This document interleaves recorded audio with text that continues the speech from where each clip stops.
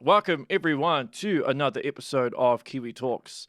My guest today is currently an artist at Pixar who has worked on over 18 plus films. But before that, he worked in the video game industry on games such as Grim Fandango, the Star Wars Rogue Squadron games, Episode 1 Racer, just to name a few.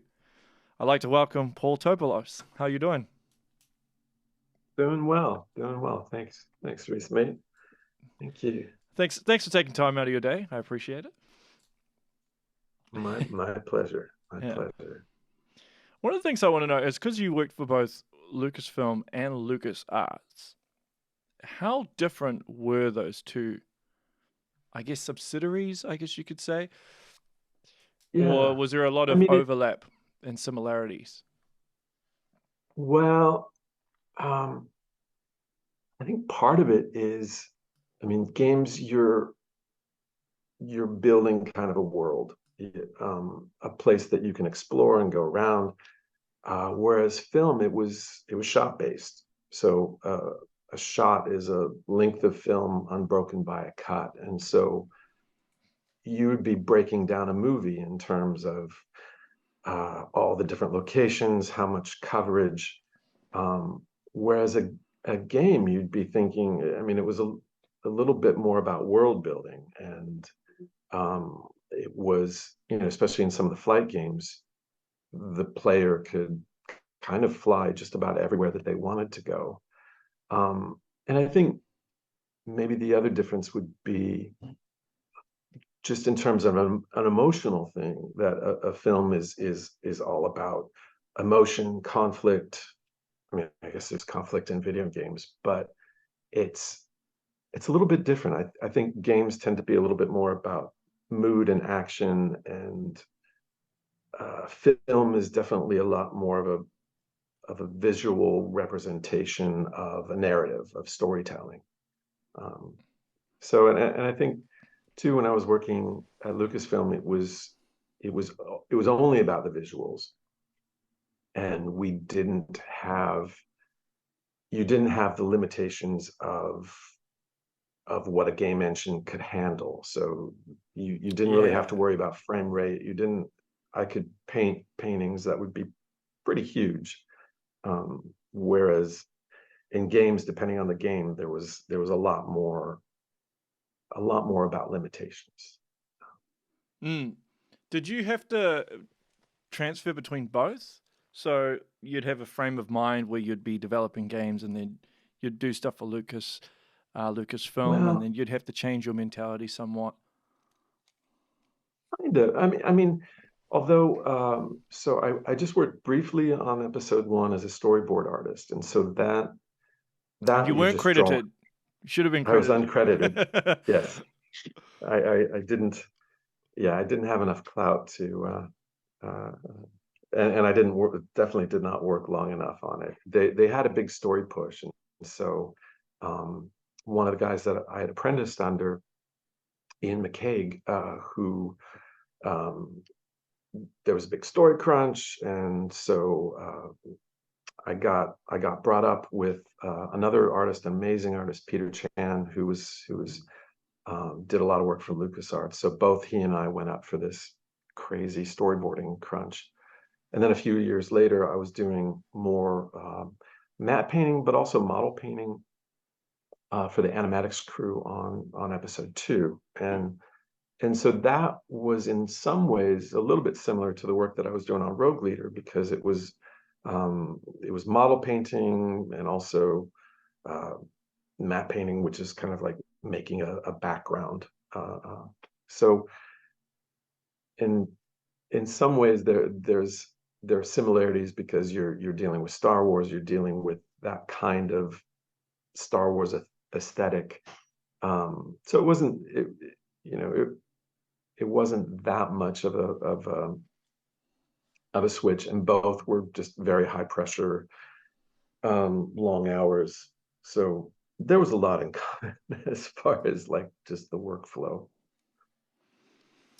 Yeah, but I do wonder though, is there a bit of a checklist for you, like in terms of what you can and can't do?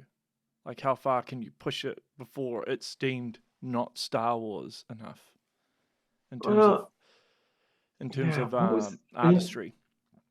yeah, I mean, I definitely, I mean, I think that's what was kind of fun, like on Rogue Leader, was that Rogue Leader kind of it art directed itself. It's like in that if there were things that sort of strayed away from Star Wars, you could tell. Everybody could tell. I mean, Yeah. it wasn't me coming down talking to somebody as if I had my own sense of it. It was like, hey, does this look like this, or does this feel like it could belong in the same world? And um, but I mean, that being said, it was I remember I think it was on Racer that it was the first time that they brought us up to Skywalker Ranch, to the secret third floor, and that was the first time that I saw the all the concept art, and it was I almost teared up. It was just so amazing, just all the work of Doug Chang, Ian McCaig, Jay Schuster, Terrell Whitlatch, the model makers, just looking at all this artwork that was because I hadn't seen anything from the prequels. I mean, I knew Doug's style, but I thought that's what kind of was refreshing was that it was so different, and yet it kind of felt like Star Wars. It wasn't. Mm. It was definitely a lot more sort of aerodynamic and lots more sort of curvy shapes. It wasn't as sort of blocky as some of the Star Wars stuff tends to be, but it and some of the episode one stuff was definitely a lot more ornate. They were looking at for Theed a lot of sort of Turkish architecture and Moorish architecture. So it was that I think that was what was kind of refreshing was just to see the stuff that was part of the prequels. It was stuff that George was approving, but it had a very different look than my generation of Star Wars. So I don't know if that long answer No, it kind of makes sense, answered but your I'm trying to question. remember because when did Episode One Racer get greenlit? I'm trying to Well, because was it it during the production of Episode One? I'm trying to recall off the so top. it came out with episode one. So that was Right. our big hard deadline. And I So you were remember, being exposed to the film, or you got to see part of the film, or concept art, maybe shots of the film prior to the release of Episode One. So you're working oh, in oh yeah, conjunction no, with it. you kind of had to. Yeah. And then when I was storyboarding, I was seeing a lot more of the film, obviously, because I'm doing the boards. But it it was fascinating because even Ben Burt, the amazing sound designer, um, they were finishing Racer. They'd finished it. It was in the can, and then at the very last moment before episode one released, they changed the sound effect for Sebulba's pod. So Ah. if you play the game Racer, that you'll notice it's a different sound effect. That's a little trivia for the nerds, me being one of them.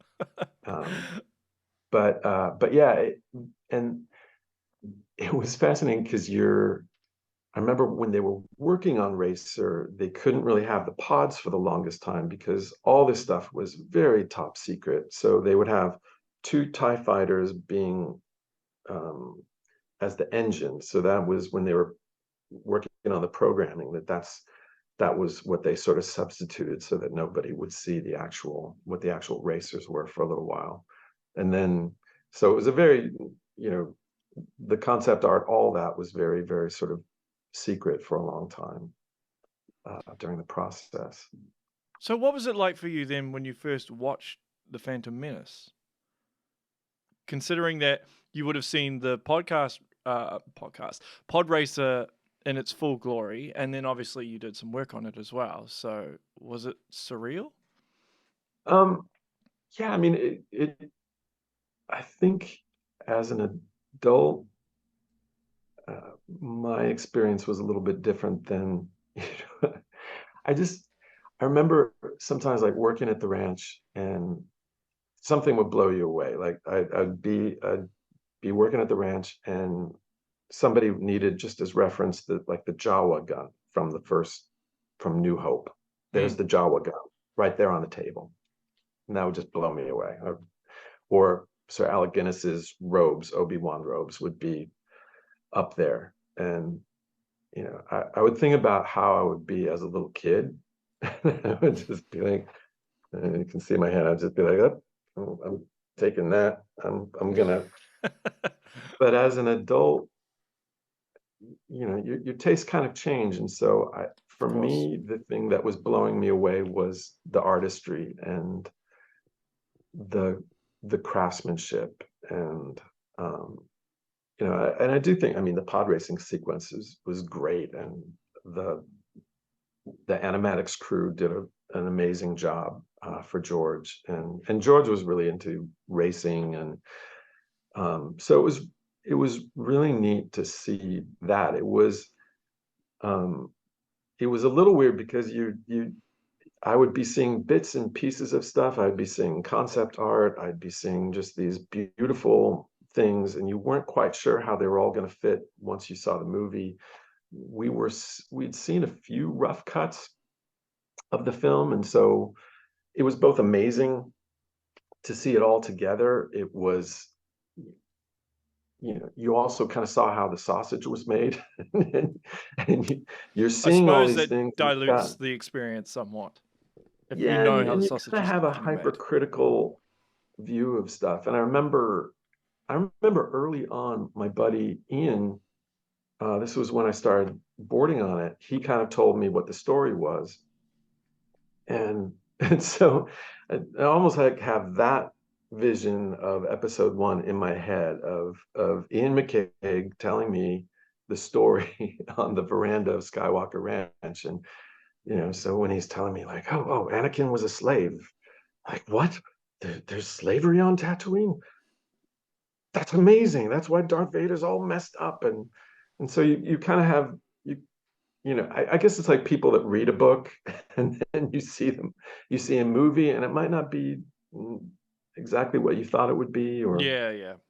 and I think um to say that I was a fan of the original trilogy, I think more the psychological term is fanatic. I mean, I was like, that movie changed my life, and it made me interested in, a lover of film, a lover of classical music, of the works of Kurosawa, and all the John Ford movies and all that. So it was, I I guess what I'm trying to say is that I was kind of coming at it from a much different age and point of view. And I think maybe if I was taking LSD when I saw episode one, maybe it would bring me back to being a 10-year-old again. But it was, Yeah, yeah. Well, I suppose it's different for people that actually worked on it, right? Because you know everything behind the scenes, you know all the hard work, as opposed to someone that's seeing a film or even playing a video game with no idea what went on behind the scenes. Sometimes ignorance is bliss, I guess. yeah, yeah. And I think, God, I was just listening to an interview with George where there's a wonderful interview, if anybody wants to watch, of Christopher Nolan interviewing George Yep, I've Lucas seen it. for the I think it's Directors Guild of.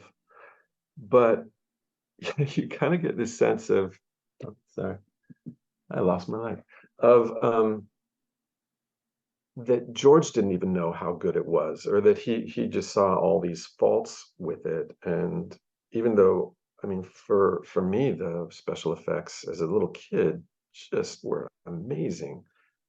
Um, and it made me think, because I think last time we talked, I was telling you about one night, I can't remember if this was during the deleted scenes of episode two that I was working on, or if this was just on episode two. I'm working at Skywalker Ranch, and one night they say, hey, if you want to watch 2001 with one of the original One of the original people from ILM, from Star Wars, when it was down in Los Angeles, he'll introduce 2001 for us, and we can watch it in George's private screening room, which, sure, I'm going to watch that.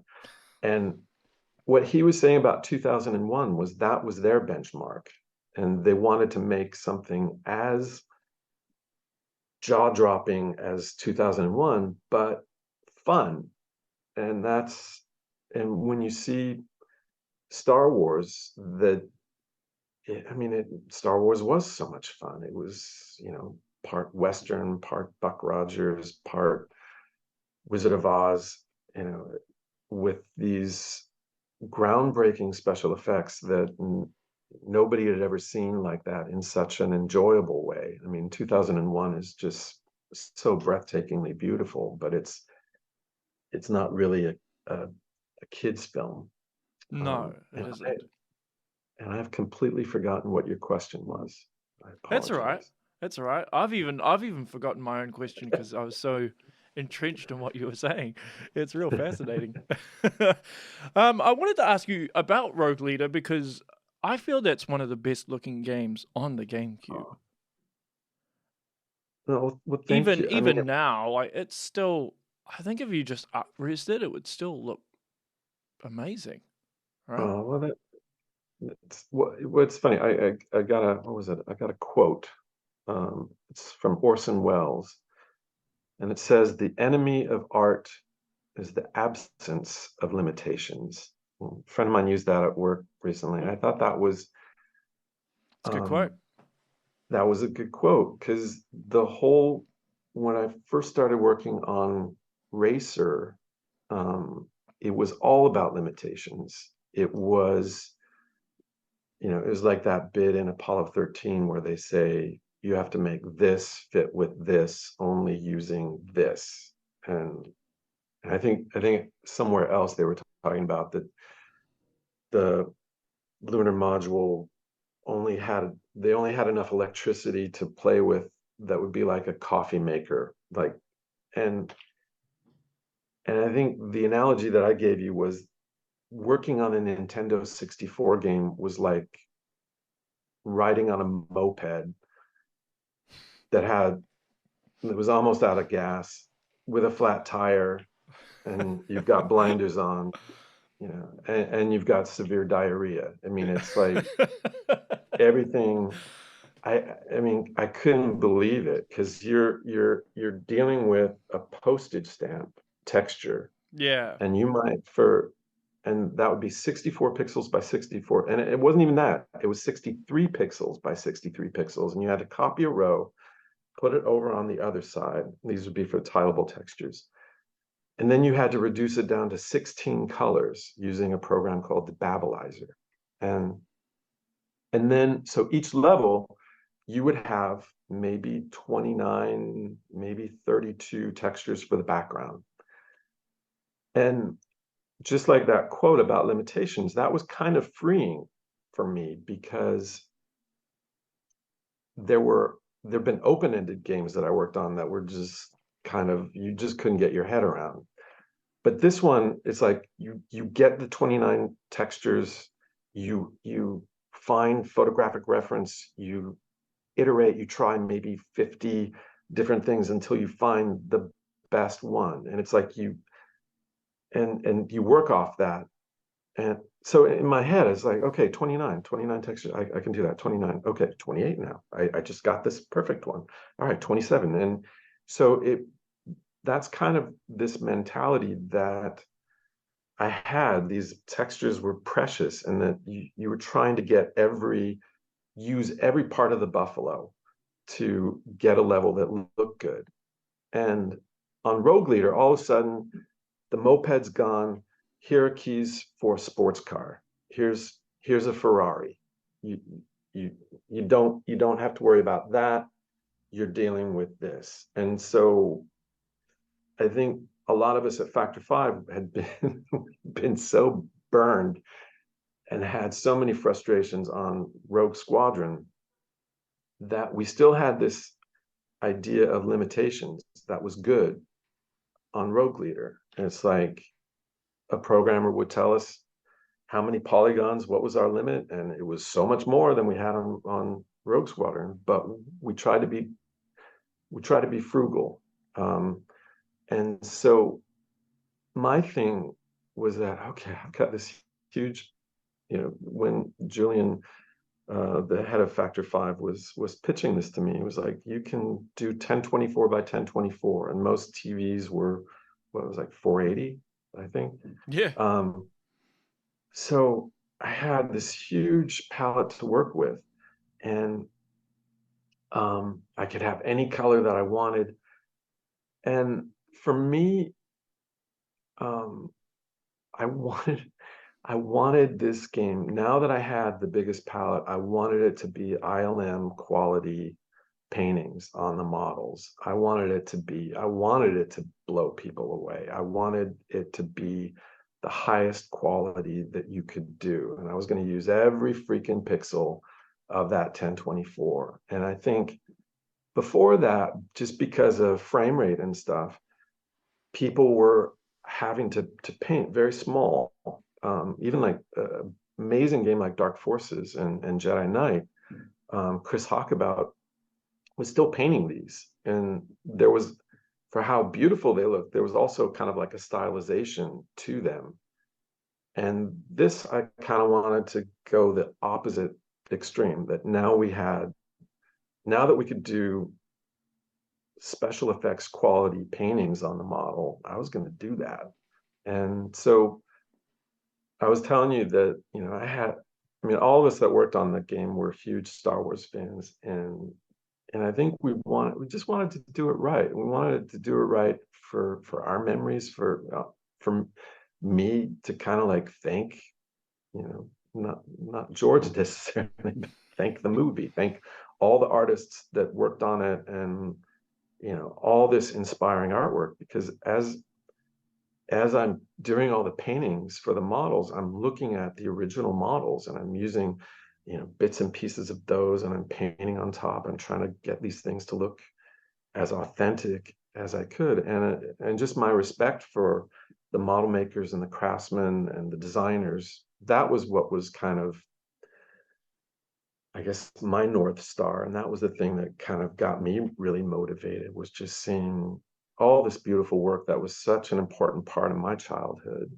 And I think even as a little kid, I was kind of disappointed with, like, what was it, some of the Kenner toys and stuff that would come out. I remember when the action figures, I was like 10 years old when Star Wars came out. I was like, oh my God, there's action figures, and they come out and they're really kind of crappy. And this is not on model. 10-year-old is judging corporate toys as not being very good. And so it would kind of annoy me when I would see Star Wars things that didn't live up to, the quality of the movies. And I think that one of the things that I tried to push when I was at games was that the visual side is very important. Everything that you see on the screen is geometry and digital paint. And that even though it's a game and that it has to be fun, everything that you see is created, and there's a responsibility to make, especially when you're working on a movie title, there's a responsibility to make that stuff look as good as it can. And my argument to upper management was, it's actually beneficial to the bottom line. The more you can make a game look better, the more that you can make it look closer to the movie, the more people that are going to buy it, the more people like me that's not a gamer.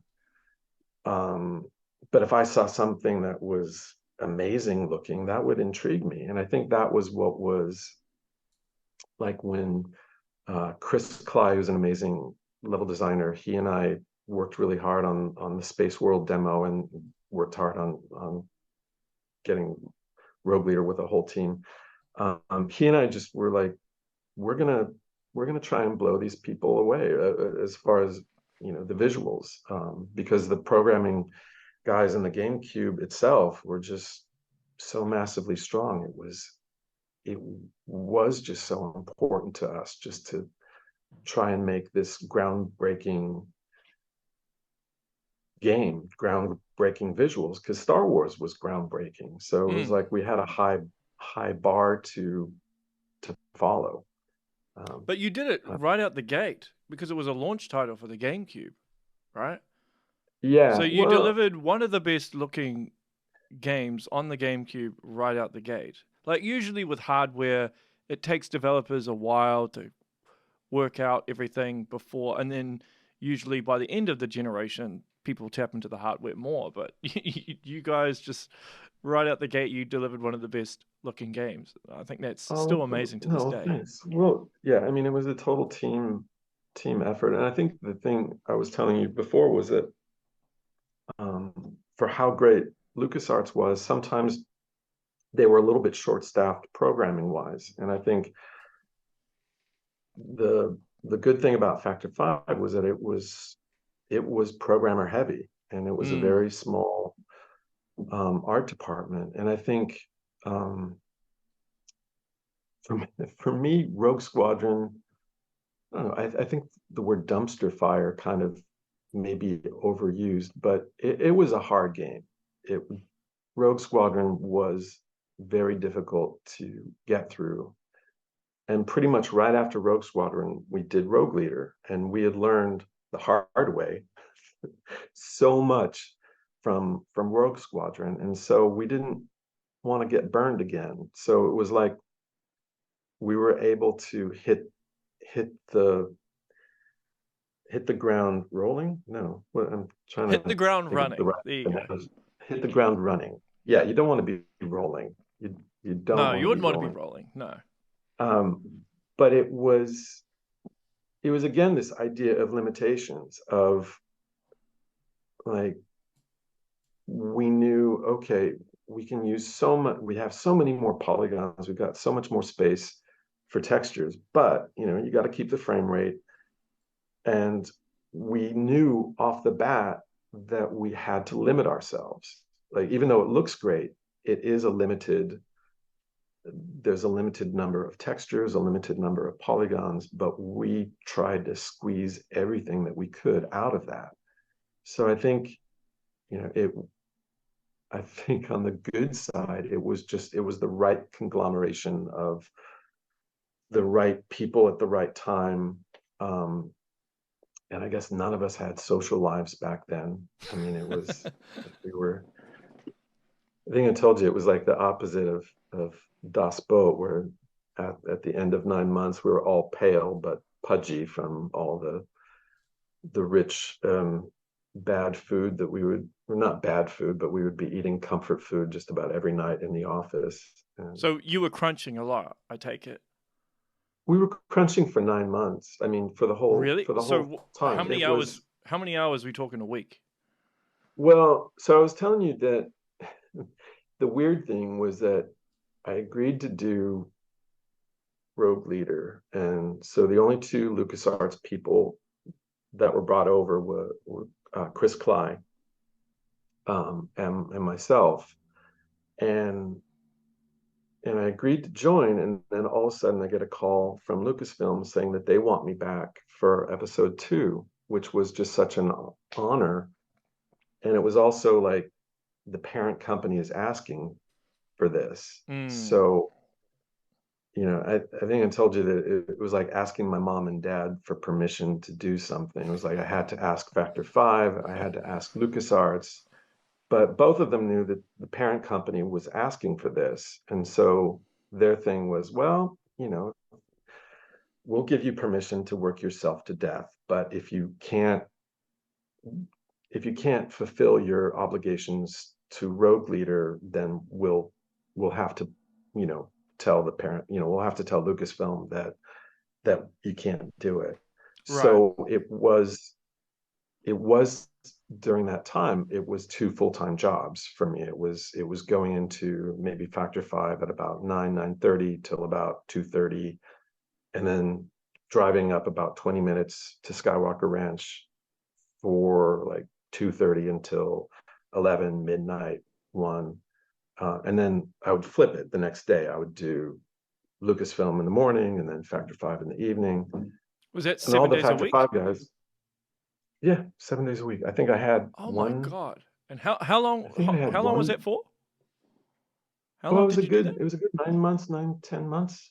It was, yeah, but it was, I mean, it was kind of, I saw it as like my graduate school, and I saw it as my ticket kind of, I mean, it was the first time I was asked to be a lead artist, which is sort of the game industry that's equivalent to a production designer. So it Right. was a promotion for me, but it was also um, the longest that I had ever worked on a motion picture. And episode 2 was a big movie, and so I was kind of seeing the stars aligning and being like, okay, this could actually give me, you know, my golden ticket to work more in film, which was what I was wanting, or it could kind of help cement um, my place in games. And I think the thing that I loved about Rogue Leader was that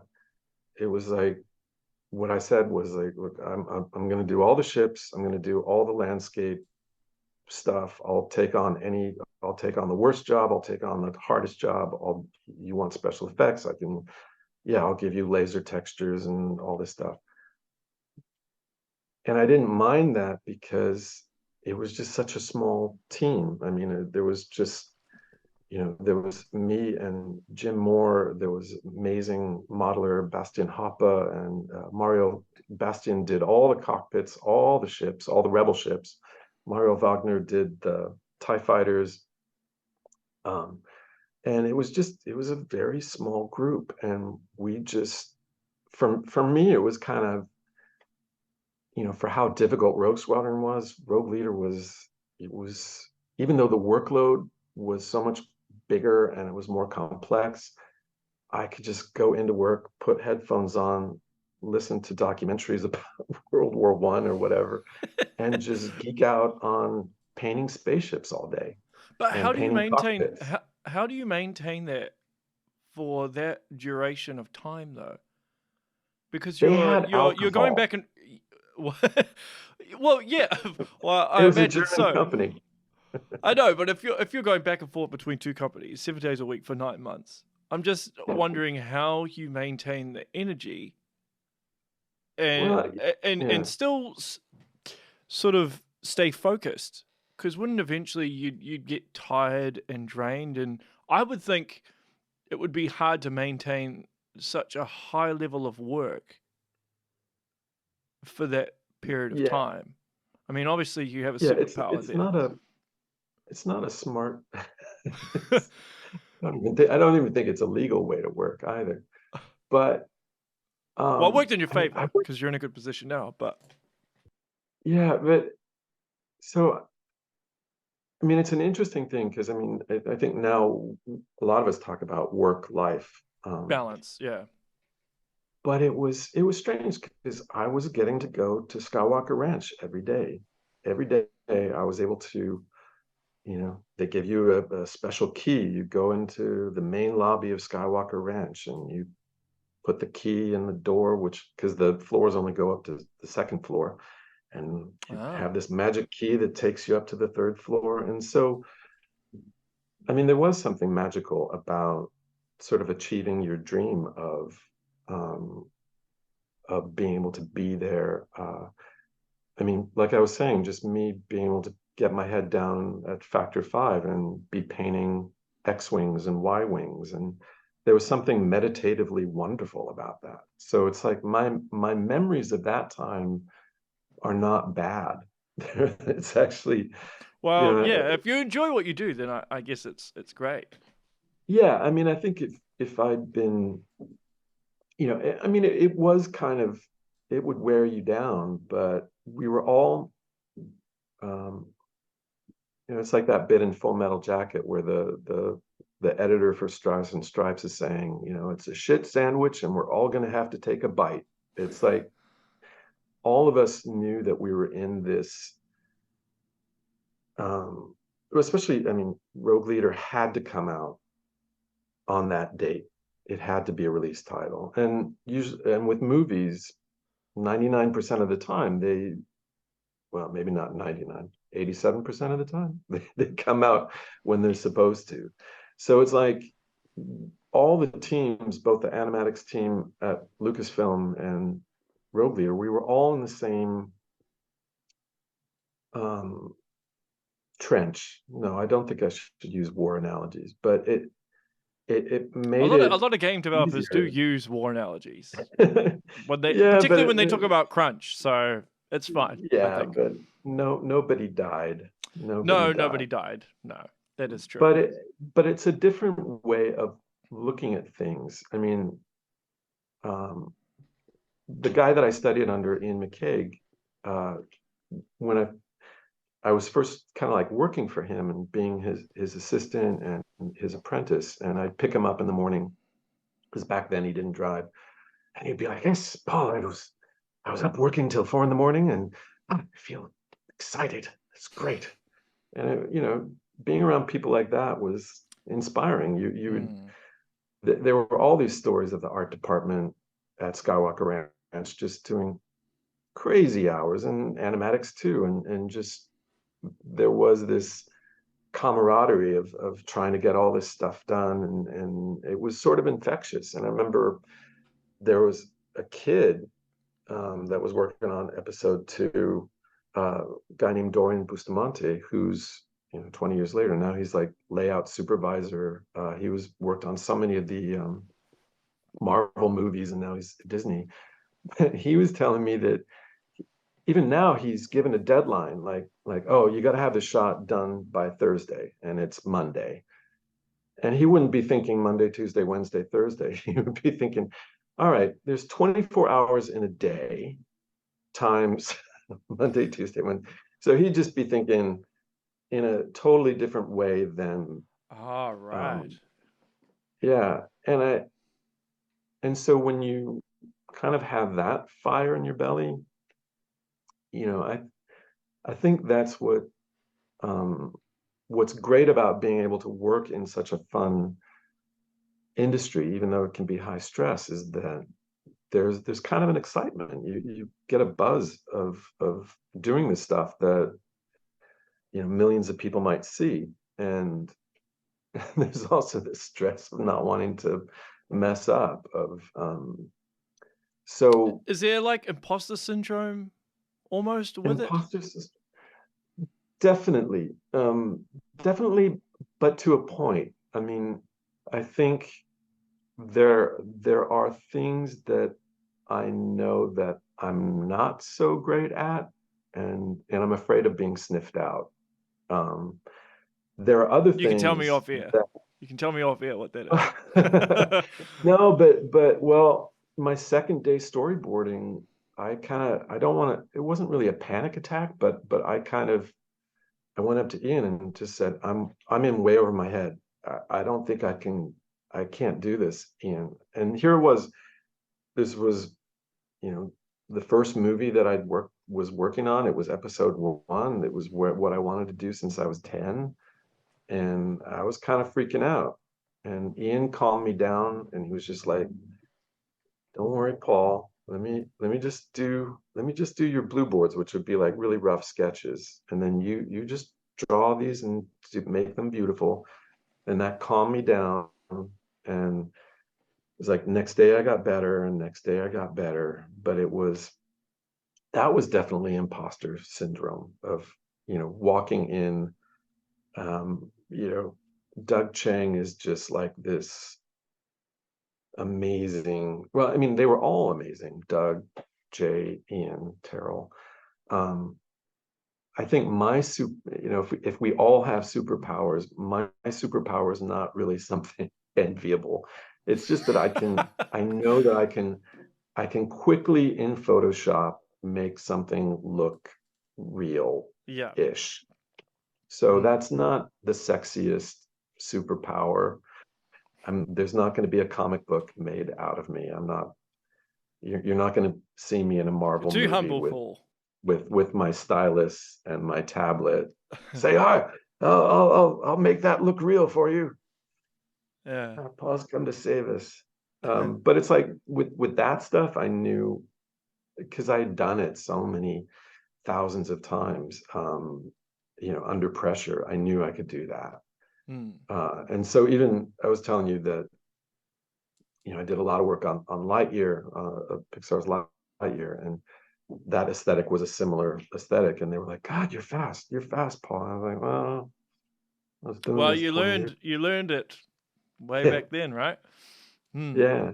How did you find, because obviously 9/11 kind of intertwined with the end of production on Rogue Leader, right? Yeah. And there was perhaps worry that the game was going to get cancelled or you'd have to take stuff out. Well, I mean, in my mind, in my head, I mean, I think I kind of knew the game would come out, but in my mind when that happened, because I remember we finished the game, but we were all supposed to come in every day in case something broke, because quality assurance people would be testing the game, and if something happened, or I mean, if something was broken, we would all have to be there. But I kind of came in late in the morning, and I just remember Mario Wagner came up to me, and can I swear on this podcast? Is Yeah, that of okay? course. Yeah, sure. Okay, okay, yeah. So Mario was like, there was a big fuck up, and I was like, did the server go down? What? And he's like, no, no, these planes. Why, why am I making Mario sound Hispanic? He was like, telling me two planes hit the World Trade Center, and I was like, no, no, Mario, you didn't. No, that didn't happen. And um, yeah, and just to look at the news, and it really was. Um, it made you think about what's important in life, and just all these Mm. thousands of people died, innocent people, and you're just like, we're making a game. Is this, is anybody gonna play games anymore? Yeah. I suppose It's just energy is so, depleted at that point and nothing else matters. yeah, it was just such a strange thing. And I remember even my dad, is not a very, jingoistic guy, but I remember he bought me a flag to put on my in front of my house, just because it, it was a little strange. I was telling you, just Factor Five had a lot of people we had people, obviously from Germany and New Zealand and France and Scotland and Canada, and I think they were a little bit weirded out, all the American flags on people's houses. But it was just a strange time. I remember Humvees at the Golden Gate Bridge, um, and it uh, th- there's a great podcast about the making of Band of Brothers, if anybody is into that show. But I forgot Band of Brothers came out around the same time as, I think it was like they had shown one episode, and then September 11th happened, and they were kind of having a similar thing of just, who cares about a series when something like this happens? And I mean, it even made me think of, there's a Woody Allen film called Radio Days, where Mia Farrow's character gets this big break, her first big break on the radio, and she's just about to say her first word when this guy breaks in and says, "There's been an attack on Pearl Harbor," and she's like, "What's going on? Who is this Pearl Harbor?" And it was just a very confusing time. I think I was telling you about um, one of the guys in QA, one of the game testers, thought that it was in bad taste that in one of the missions you're killing TIE fighter pilots before they reach their TIE fighters, Mm. and it's like I could kind of see it, but you know, TIE fighter pilots, they're bad. They're bad people. They're going They're to do bad bad people, things. so they gotta go. Yeah. They got to go, and they're clones anyway. They're Yeah. they're they're all They're not real. they're all Django Fett. I mean, Abominations to God. There you go. Yeah, But but it's did people who worked in America from other countries, whether it was France or New Zealand or Switzerland or wherever, did they understand the gravity of 9/11 at that point in time, or were they they just did, kind of but like, I it's don't quite understand how yeah. I mean, I think important they this is? did, but also, I mean, you think about European history, even British history. I mean, I remember talking to Julian one time, and he was, um, God, now I can't remember the name. There was kind of like a German almost version of the IRA, or it's mentioned in the film Munich, but there were some terrorist things going on in Germany. Von Bonhoff?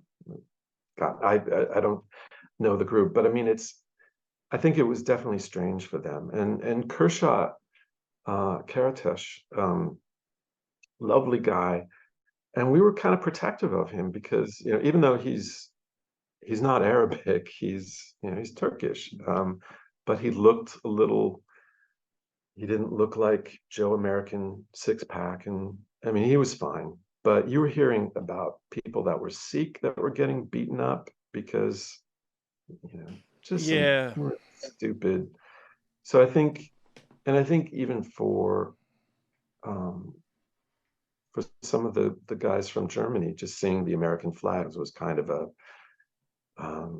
just obviously having flags in front of houses didn't really work out so well in Germany a long time yeah. ago. So, But Americans are patriotic though, so you do see the American flag quite a bit. oh yeah, I did see no, there was. I'm not sure if you saw this, but on TikTok recently there was some Australian girl that was in America and she saw a whole bunch of flags somewhere in Texas, and she said, "I'm tired of seeing American flags," and yeah, I think she got cancelled or she got a whole lot of hate for what yeah, was deemed mocking the American flag, but it's just yeah. yeah, but it's Although it's it's part of the culture. So Switzerland, I was amazed. Those Swiss have got a lot of flags up. do they? They do, they do. Interesting. Yeah. No, but yeah, it was it was a crazy time. I mean, I grew up in a small town up north, and I remember right after 9/11, there was a young man from Petaluma who was in the Air Force, and they were doing patrols, and he kind of buzzed his hometown and got everybody scared. So, I mean, you were hearing about people in Kansas um, wanting to protect their federal buildings against possible, terrorism. So it was Mm. just it was a crazy time. But the game came out, was a success, Came, yeah. regardless. Sorry, we were, yeah, we went off on a tangent. Yeah, the That's all game, right. I love tangents, so it's fine. yeah. I did want to cover Grim Fandango briefly because that is the game that led you to your job at Pixar, right? Well, In and a way. that game saved me twice. So, when I first started working at LucasArts, it was a storyboard artist, and things would go well, and they'd be like, "Hey, Paul, we love you. We'll call you again as soon as there's more storyboarding work. Thank you." So I would be let go. I would just be a contract worker, and I remember talking to my boss, just saying, "Hey, I'd really like to work here more. What can I do? What can I?" And my boss said, "Well, LucasArts is not a charity, Paul, and we kind of get the sense that you're afraid of computers." Um, and well, one, I wasn't literally afraid of computers. And my dad bought an Apple II in 1978. There were some rudimentary painting programs. And I also knew that LucasArts wasn't a charity, but I could see what they meant because I think, you know, it's weird. I think in business, you have a perception of yourself, and then there's the perception that other people have of you. And so I think they'd only just seen me draw on paper and drawing people and spaceships and stuff. So they never saw that. And it just happened to be the luckiest of coincidences that Grim Fandango was looking for a texture artist. And for our listener, Grim Fandango was just a wonderful adventure game with all these pre-rendered images. It was a film noir game with De los de los Muertos characters and all Hispanic actors and just wonderful music. And it was just, I love film noir, and I love anything that it has to do with that time period. I love, Art Deco design. And so it was just the perfect entry level drug to Photoshop and to just working on these really cool designs. Peter Chan had done some beautiful artwork, and so that kind of cemented where people began to see, like, oh, hey, he can actually do this, and oh, that's actually good. And it kind of did a few things for me, because I realized I could actually paint stuff that wasn't there in the geometry and make it look like it was there in geometry, which is the tricks of matte painting. And it made me learn about bump maps and displacement maps. But when a friend of mine, a guy named Adam Schnitzer, had quit, he was doing 3D models. I was doing paintings for him. When he quit, I took his job so I started doing modeling and lighting. And so Grim Fandango really kind of gave me the digital chops, and it was another one of those games where I was doing crazy hours just because I was learning a lot. I mean, learning 3D is, especially for somebody like me, that was very difficult. But it was this idea that painting could save me, painting that I could paint stuff and paint displacement and all these things that would help fake geometry was a big thing that saved me. And then cut to years later, when I was applying at Pixar, I had to go to Pixar like 3 different times, be interviewed by 18 people. The technical lead, man named Rick Sayer, who can be a little bit intimidating looking and very serious. He was kind of looking at my portfolio and kind of frowning, and he was like, I don't see anything that's stylized in here. And then I thought, well, I guess it was the imposter syndrome. I was like, oh, you caught me. I guess I'm out. I thought I was pretty close, but I guess I'm gonna go. And then this part of me was like, Grim Fandango. I worked on Grim Fandango, and I've got stylized stuff. And here, take a look. And his face changed. And this art director, Scott Capel, was like, what is that, like The Sims? What was Grim Fandango? Is that like The Sims? And Rick Sayer was like, no, it was just the best game ever made. And so Grim Fandango saved me. So thank you, And the Tim rest is Schafer. history.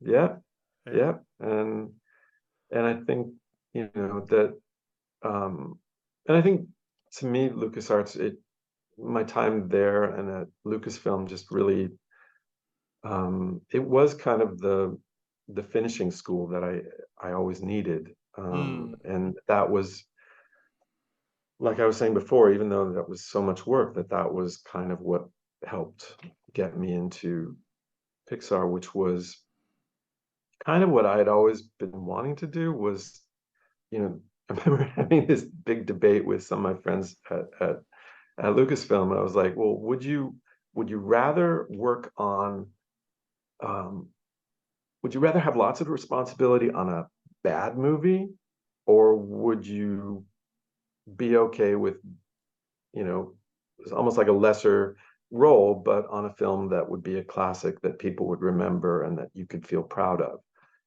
and it was interesting because some of my friends were like, nope, I'd rather work on a shitty film and have a lot of responsibility and be able to say, yeah, on this shitty film, that's my shot. I did all that stuff for this shitty film. And and for me, I was beginning to, I think I was beginning to get a little worn down in the industry just from the sense of, I was like, uh, in video games, I was making beautiful stuff for people to blow up, or I was, maybe working on doing film work for films that I didn't feel totally um, confident about. But it was like when I first started working at Pixar, I remember seeing the reels for The Incredibles and just getting blown away and just thought, wow, this is a really good film. I don't I And now don't you're want to making F them. this up.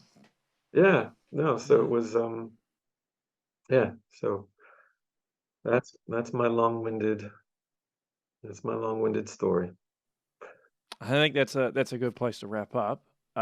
Before you go though, because I think that's a brilliant arc, right, from there to now. But before you go, I will quickly ask about, because you interacted with George Lucas very briefly, right? What are the unspoken rules with George Lucas? Well, it's and I don't even know if George knew this, but we were just, I mean, it's kind of an unspoken thing. And even like at Pixar, it's the thing is, be cool, don't geek out, don't. But I think with George, it was like, he was the head of all these different divisions. He's trying to concentrate on his movie. Don't come up to him and Hmm. start asking him questions. Don't. I mean, they were also saying don't say no to him, which wasn't like any of us would be like, well, no. So it was, but it was a little strange because I remember on my first day, Ian had already told me kind of like the unwritten rules. And then I remember on my first day, Doug Chang was saying, did somebody tell you how to be around?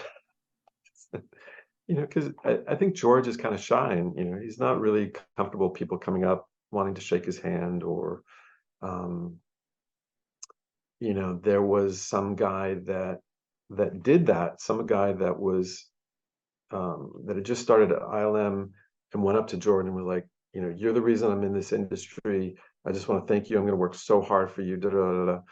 And they kind of sent out an email just saying, just kind of Just chill out. keep your Just don't. distance. Be chill here.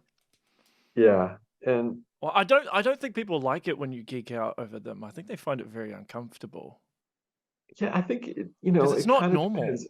It's not Well, really. but I mean, it's like people get passionate about stuff. I Oh, of mean, course they do, and it's very easy to if fall I were to, into.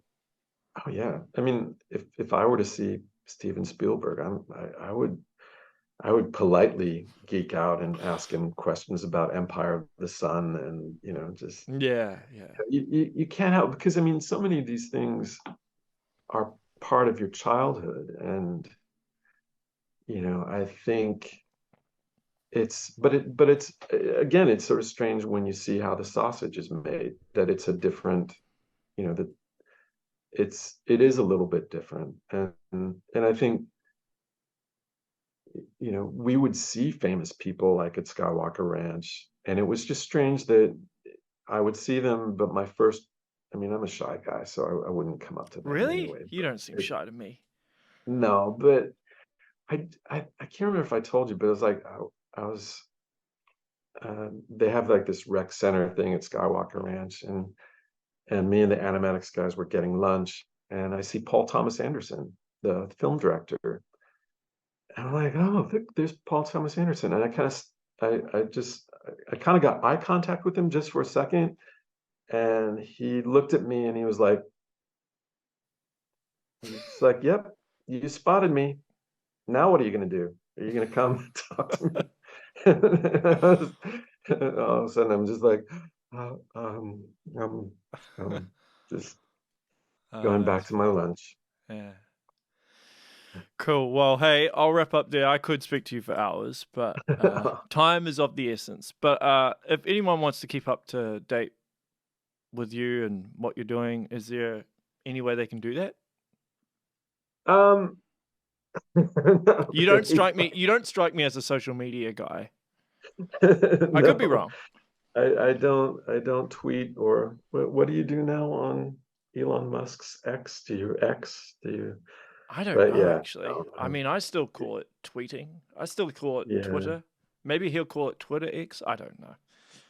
yeah. No, I'm afraid I'm pretty horrible, and I got two really little kids, so it's like I think my conversational skills are not what they used to be anyway. So it's Oh, like I'm I think just you underestimate yourself. You're doing pretty well. You're great. You're a yeah. natural at this. But yeah. Okay. Well, that's fine. That's fine. If people want to contact you, they'll have to go through me. That's fine. I can be like your bodyguard or security guard. My gatekeeper. Yeah. Yeah, gatekeeper. That's a good way of putting it. All right. Well, that is the show, everyone. Make sure you share, like, and subscribe. And until next time, stay safe.